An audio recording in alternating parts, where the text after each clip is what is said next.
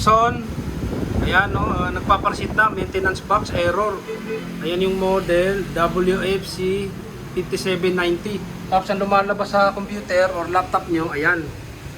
Ayan, kaya reset po yan. Ngayon i-reset natin yung maintenance box. Ayan. Tara, reset natin yung maintenance box. Andyan yung maintenance box. Ayan, malaking printer eh.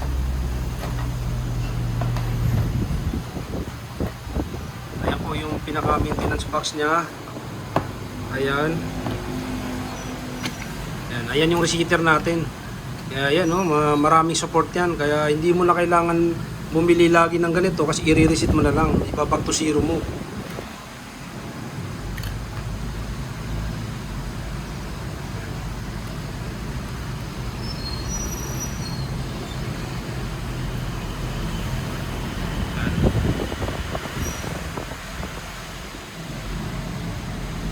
Green, kailangan mag-green yan.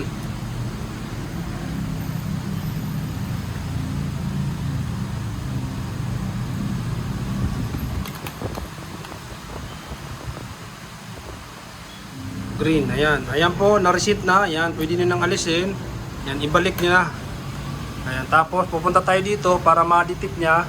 Wala na itong warning na ito. Maintenance error. Ayan, natin ilalagay.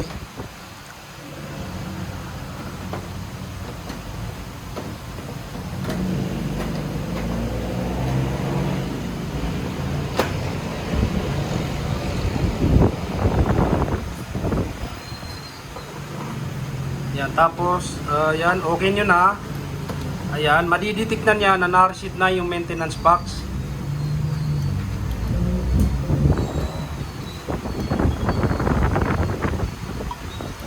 Ayan, wala na yung error.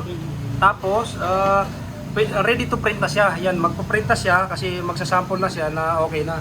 Tapos nawala na rin yung warning doon sa computer niyo or laptop. Ayun, ganun lang ka-easy mag-reset nito. Kaya yun, kung nakatulong yung video, huwag niyo pong kalimutan i-like, subscribe na rin po kayo, mga hindi pa nakasubscribe.